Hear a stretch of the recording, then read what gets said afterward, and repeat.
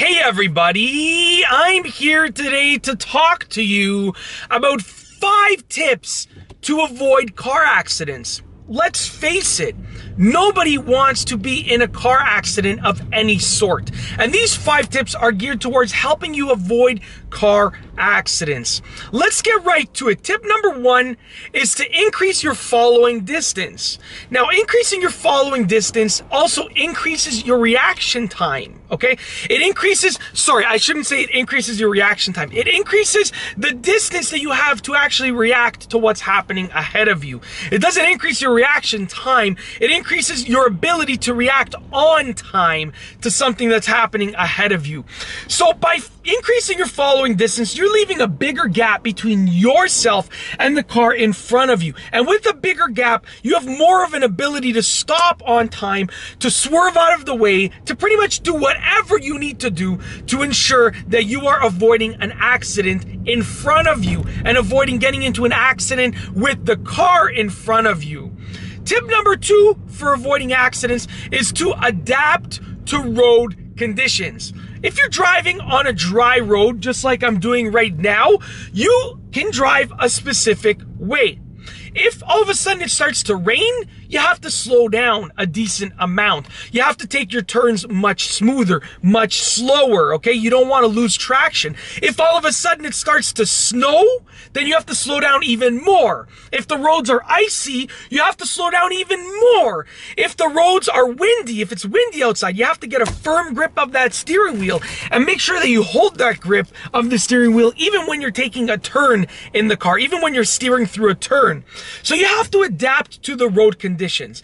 You have to look outside, use your professional judgment, and make decisions based on the conditions that you're in. Not based on how you feel in the moment, if you want to drive faster or slower. You have to make educated decisions based on the conditions of the road that you're driving on and the conditions of the environment around you. Tip number 3 is obey the speed limit. Speed limits are there for a reason. If you're on a road and it says that the speed limit is 50 kilometers an hour, that means that whoever created the speed limit, whether it's the city or the urban planners or anybody, I'm not sure who creates them, but they have determined that the safe speed for driving in ideal dry road conditions is 50 kilometers an hour. Now, if it's raining outside, snowing outside, icy outside, that number goes down, okay? The speed limit doesn't go down, but you have to drive slower. You should be driving slower because those road conditions, those speed limits are basically saying that's the safe speed to drive in dry road conditions.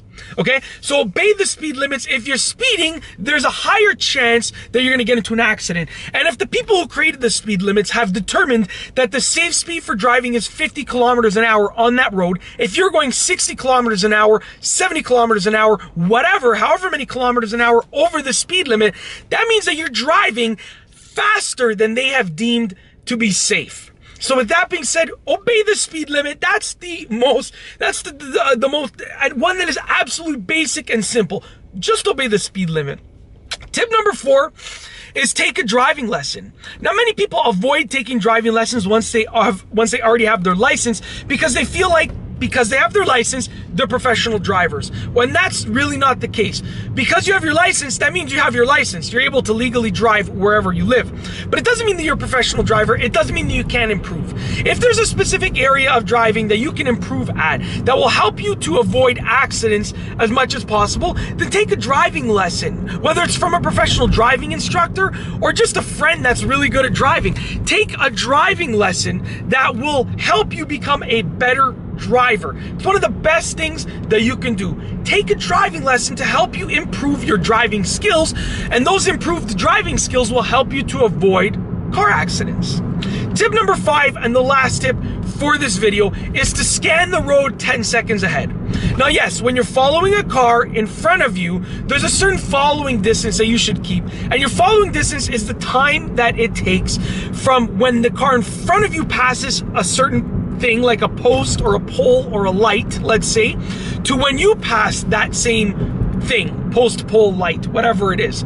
So the time that it takes for that car to pass to the time that it takes for me to pass, that's my following distance. So you should be scanning 10 seconds ahead. That means the car that passed a specific light, let's say 10 seconds before you've passed it, that's where you should be scanning, that far ahead in the road.